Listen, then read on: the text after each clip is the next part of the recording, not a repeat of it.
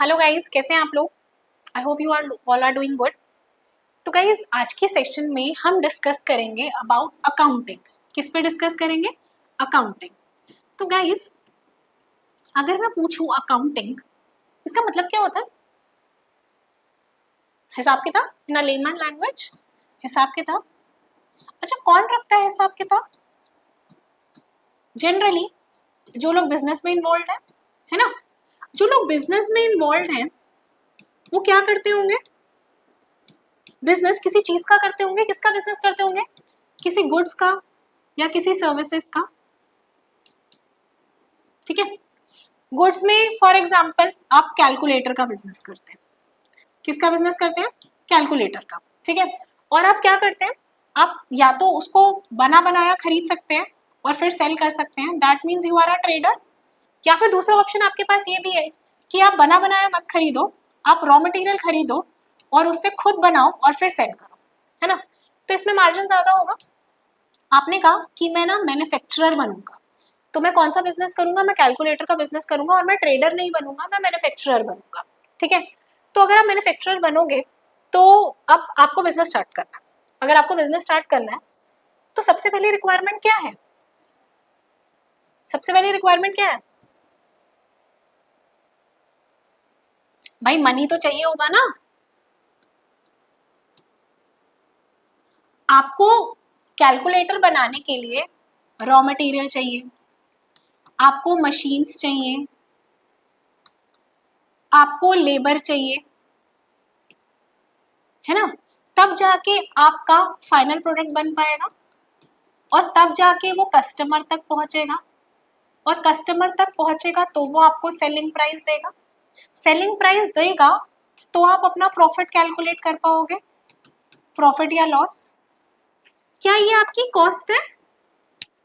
क्या ये आपकी कॉस्ट है? तो आप सेलिंग प्राइस में से जब कॉस्ट प्राइस को माइनस कर दोगे तो आपका प्रॉफिट या लॉस आ जाएगा। अगर सेलिंग प्राइस ज्यादा है that means you are earning profit, और अगर कॉस्ट प्राइस ज्यादा है तो that means you are earning loss, you are having loss in the business. तो बिजनेस में कुछ भी हो सकता है, किसी साल में ये, किसी साल में ये, लेकिन टारगेट किसका रखते हैं? टारगेट तो प्रॉफिट का ही रखते हैं ना, प्रॉफिट मैक्सिमाइजेशन का ही रखते हैं। ठीक है। तो लेकिन भाई, आपको जब रॉ मटेरियल खरीदना है, मशीन खरीदनी है, लेबर को पैसा देना है, तो आपके पास पहले भी तो पैसा चाहिए। पैसा कहाँ से आ रहा है? ये बनने के बाद आप कस्टमर को दे रहे हो, उसके बाद वो आपको पैसा दे रहा है, लेकिन ये खरीदने के लिए भी तो आपको पैसा चाहिए होगा, है ना? तो this is your second requirement. First requirement is you need money to buy these things.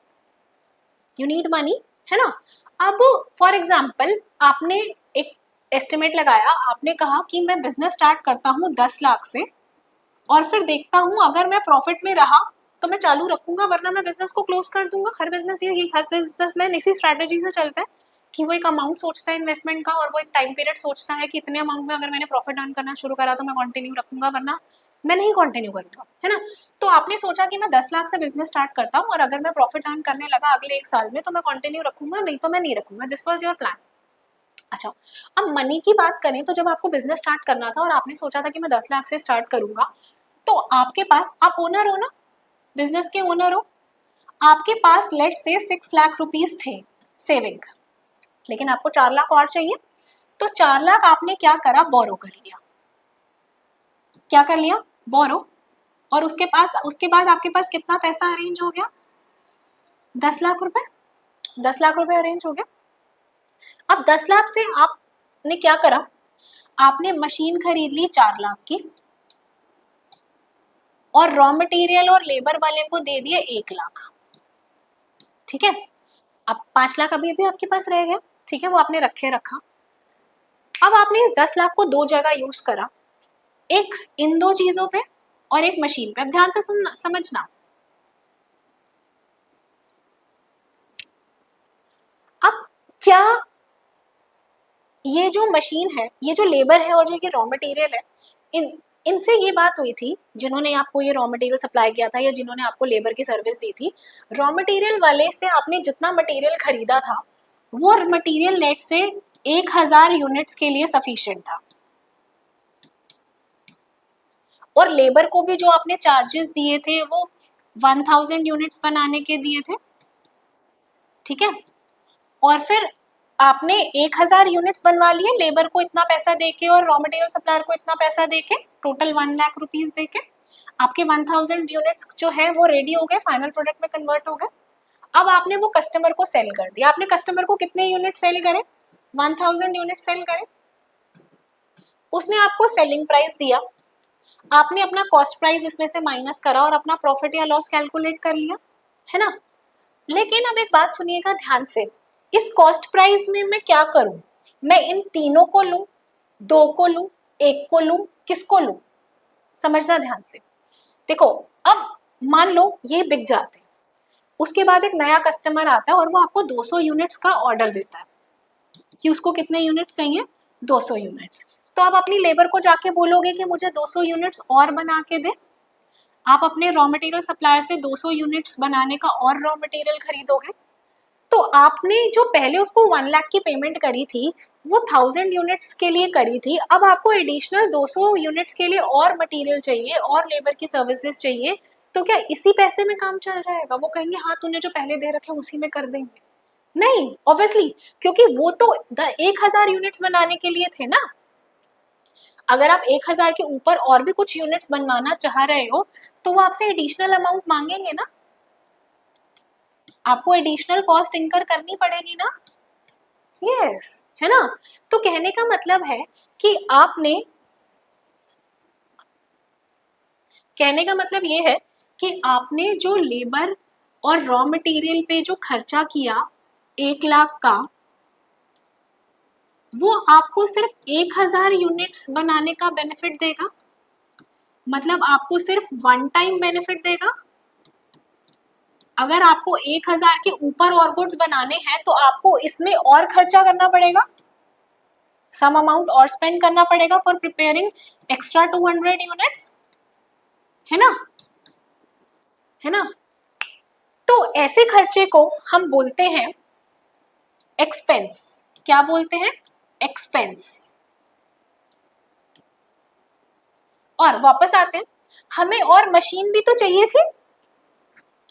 अच्छा, मशीन जो थी वो हवा में तो रखेंगे नहीं, किसी लैंड पे रखेंगे। आप कोई फैक्ट्री खरीदोगे, शॉप खरीदोगे, लैंड होना चाहिए, खरीदोगे या रेंट पे होगा, आपने लेट से खरीदा, है ना। तो आपने इन दोनों चीजों पे भी पैसा इंकर करा। अब आप कहोगे वो भी कॉस्ट है, तो मैं सेल प्राइस में से कॉस्ट में उसको भी माइनस करूंगा। ध्यान से सुनिए, आपने जो मशीन खरीदी उसकी कैपेसिटी है लेट से 10,000 यूनिट्स बनाने की, लेकिन अभी आपने कितने यूनिट्स बनाए? 1000। तो क्या ये अभी आपको 9000 यूनिट्स और बनाने देगी? आपने ये मशीन कितने की खरीदी थी? 5 लाख की।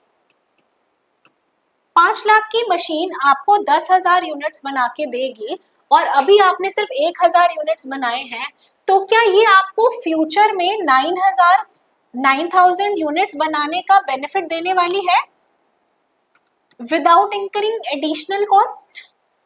यस, है ना। तो मतलब खर्चा यहाँ भी किया 1 लाख और खर्चा यहाँ भी किया 5 लाख, लेकिन इन दोनों में फर्क क्या है?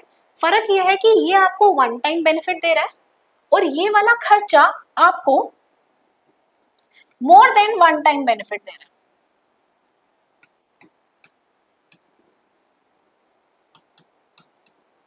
समझ में आया? डिफरेंस समझ आया? तो ऐसा खर्चा जो आपको मोर देन 1 टाइम बेनिफिट देता है उसको हम बोलते हैं असेट। क्या बोलते हैं? असेट।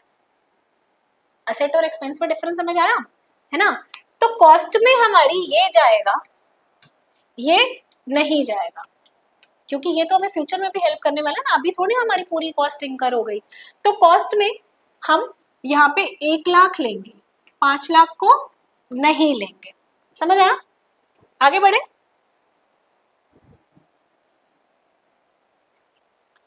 तो अब कुछ अकाउंटिंग टर्म्स को समझेंगे। देखो, आपने प्रोसेस में क्या किया था? आपने सबसे पहले मनी इन्वेस्ट किया था बिजनेस में, और मनी 2 तरह से इन्वेस्ट किया था, एक आपका खुद का पैसा था और एक आपका बोरोड पैसा था। यहाँ से आप अपना पैसा 6 लाख का लाए थे और बोरोड मनी कितने का था?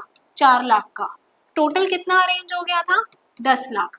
10 लाख आपने 2 जगह इन्वेस्ट किया था, एक ऐसी जगह पे जो आपको वन टाइम बेनिफिट मिल रहा था जहां पे, और ऐसी जगह पे जो आपको more than one time benefit मिल रहा था। तो आप कुछ अकाउंटिंग टर्म्स को समझेंगे कि अकाउंट्स में इसको क्या बोलते हैं। देखो, जो ओनर अपना पैसा लगाता है ना बिजनेस में, उसको बोलते हैं कैपिटल। क्या बोलते हैं? कैपिटल। और जो हम उधार मांग के लाते हैं उसको बोलते हैं लायबिलिटीज। क्या बोलते हैं? लायबिलिटीज। ठीक है। और जो पैसा अरेंज हो जाता है उसको जब स्पेंड करते हैं और ऐसी जगह स्पेंड करते हैं जहां वन टाइम बेनिफिट मिलता है, उसको क्या बोलते हैं? एक्सपेंस। क्या बोलते हैं? एक्सपेंस। और जो आपको more than one time benefit देता है, मतलब अभी भी दे रहा है और फ्यूचर में भी बेनिफिट देगा, उसको क्या बोलते हैं? असेट। क्या बोलते हैं? असेट। अब इन दोनों की मदद से आपने अपना फाइनल प्रोडक्ट रेडी कर लिया होगा। इन दोनों की मदद से आपने अपना फाइनल प्रोडक्ट रेडी कर लिया होगा। अब जब फाइनल प्रोडक्ट रेडी कर दिया तो इंतजार किस बात का है? कस्टमर तक पहुंचाओ उस फाइनल प्रोडक्ट को और उससे जाके उसको सेल करो। सेल करोगे तो वो सेलिंग प्राइस देगा, है ना। क्या मैं इस सेल को इनकम कह सकती हूँ कि ये मेरी इनकम है? Yes, this is your next accounting term, है ना। और प्रॉफिट कैसे कैलकुलेट करेंगे? जब हम इनकम में से एक्सपेंस को माइनस कर देंगे तो क्या मेरा प्रॉफिट आ जाएगा? और अगर एक्सपेंस ज्यादा होगा और इनकम कम होगी तो क्या मेरा लॉस हो जाएगा? यस, है ना। और ये जो मेरा पर्सन है, ये जिसने ओनर, जिसने बिजनेस में पैसा लगा रखा है, कल को ये आके इसको कुछ जरूरत है, लेट से 1 लाख की जरूरत है, ये कहता है कि मुझे जो मेरा कैपिटल का पैसा है उसमें से मुझे निकाल के दे दो, है ना। तो क्या बिजनेस ये अलाउ करेगा? यस, बिजनेस अलाउ करता है। और बिजनेस अगर कैपिटल में से पैसा निकाल के दे देता है तो इसका मतलब आपने वो 1 लाख रुपीज बिजनेस से विड्रॉ कर लिया। उसको क्या बोलते हैं? विड्रॉल, या फिर क्या बोलते हैं? ड्रॉइंग्स। तो ये जो बॉक्स में मैंने आपको टर्म्स लिखी है ना, ये क्या है? ये अकाउंटिंग टर्म्स है। क्या है? Accounting terms. देखो, अकाउंट्स में मुझे क्या चाहिए, मतलब अकाउंट्स में क्यों बना रही हूँ? क्योंकि मैं बिजनेस कर रही हूँ और बिजनेस कर रही हूँ और मेरा टारगेट क्या है? प्रॉफिट। और प्रॉफिट मेरा कितना हुआ है या मेरा लॉस हुआ है तो कितना हुआ है, ये जानने के लिए मुझे हिसाब किताब तो रखना पड़ेगा ना। अब हिसाब किताब कैसे रखूंगी? एक रजिस्टर बनाऊंगी, उसमें लिखूंगी कि ये चीज इतने अमाउंट की है, ये चीज इतने अमाउंट की है, एक्सपेंस इतने का है, असेट इतने का है, ड्रॉइंग्स इतने का है, इनकम इतने का है, ये सारी चीजें लिखूंगी, है ना। तो किसको किस नाम से लिखना है पहले तो हमने वो समझा। अकाउंटिंग टर्म्स क्लियर हो गई। अब सेकेंड स्टेप पे हम क्या समझेंगे?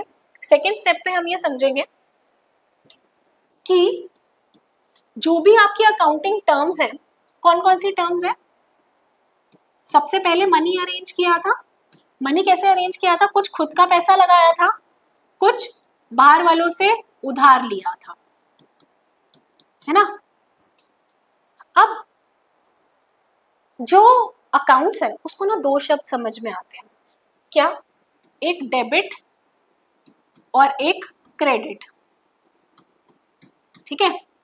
तो ये जो टर्म्स है, जो हमने एक टर्म हमने पढ़ी कैपिटल, दूसरा पढ़ा लायबिलिटी, इससे 10 लाख रुपए अरेंज हुआ था, 6 लाख यहाँ से आता है, 4 लाख यहाँ से आता है, टोटल 10 लाख था।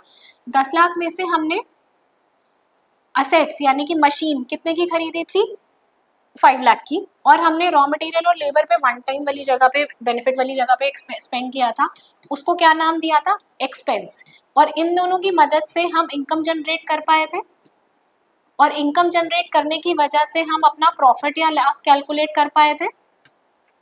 और कभी इसको जरूरत थी तो ये आके हमसे ड्राइंग्स मांग लेता था, हम दे देते थे। ठीक है। अब इससे पहले हम आगे बढ़े, मैं आपको एक बात बताना चाहती हूँ। देखो, बिजनेस में क्या होता है, मान लो एक बिजनेसमैन है मिस्टर एक्स, उसने एक शॉप खोली जिसका नाम रखा एक्स गारमेंट्स। तो जब हम अकाउंट्स की बात करेंगे ना, तो हम इस पर्सन को सेपरेट ट्रीट करेंगे और इस पर्सन को सेपरेट ट्रीट करेंगे।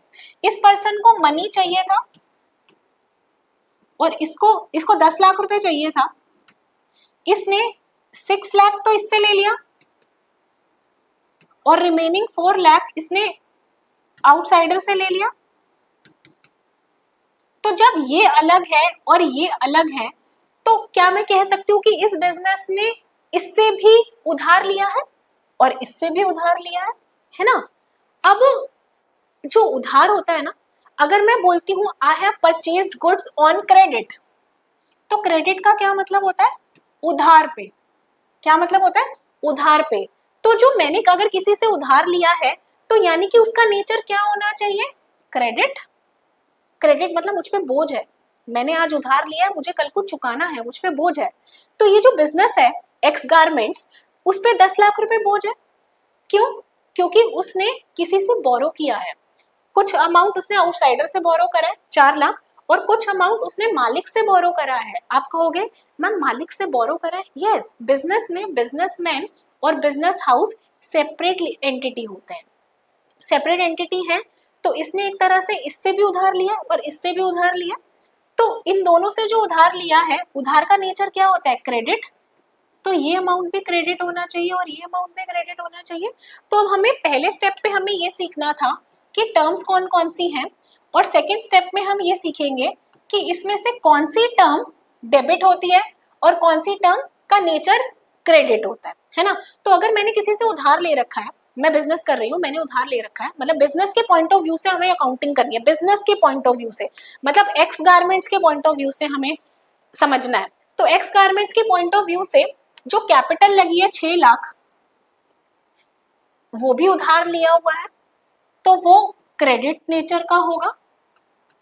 और जो बाहर वालों से 4 लाख लिया हुआ है वो भी उधार लिया हुआ है, वो भी क्रेडिट नेचर का होगा, है ना। और वो पैसा जो मैंने आगे स्पेंड किया, कहाँ किया? एक यहाँ पे स्पेंड किया और एक यहाँ पे स्पेंड किया, तो जहां स्पेंड करूंगी उनका नेचर डेबिट हो जाएगा, चाहे वन टाइम बेनिफिट देने वाला है चाहे मोर देन वन टाइम बेनिफिट देने वाला है। अब अगर एक्सपेंस डेबिट है तो इनकम उसका अपोजिट है, इनकम अपोजिट है तो इनकम, अगर एक्सपेंस डेबिट हो रहा है तो इनकम क्रेडिट हो जाएगा, है ना। अच्छा, प्रॉफिट कैसे निकलता है? अगर इनकम ज्यादा हो और एक्सपेंस कम हो तो प्रॉफिट निकल आता है, यानी कि आपकी इनकम ज्यादा है और एक्सपेंस कम है, इनकम का नेचर क्या है? क्रेडिट, मतलब आपका क्रेडिट ज्यादा है और एक्सपेंस कम है, एक्सपेंस का नेचर क्या है? डेबिट। तो और डेबिट कम है मतलब नेट आपका क्रेडिट ज्यादा है, यानी कि प्रॉफिट का नेचर भी क्या हुआ? क्रेडिट। और लॉस का क्या नेचर हुआ? डेबिट।